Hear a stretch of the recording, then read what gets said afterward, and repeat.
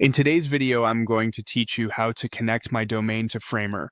We'll walk through where to click in Framer and what each option means so you can choose the best way to put your site on a custom address. Start by opening Framer and heading to your projects.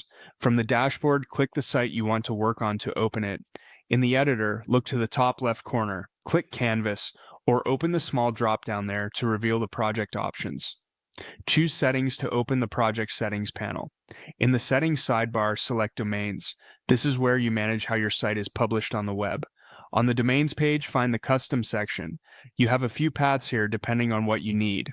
If you just want something quick and free, choose the option to get a free Framer subdomain. This gives you an address on Framer's domain that you can share right away for previews, feedback, or even a simple launch. If you already have a specific address in mind, use the input field provided and type in the domain or subdomain you want. Framer will check availability or guide you to the next step based on your choice. You can also claim a free custom domain directly through Framer if available. This is handy when you don't own a domain yet and want an easy bundled setup without leaving the app. If you already own a domain and want to use it with your site, pick the option to connect an existing domain. This requires a paid plan. Framer will show you exactly which DNS records to add at your domain registrar. Add those records, save, and give it a little time to propagate. SSL is handled automatically once the connection is verified.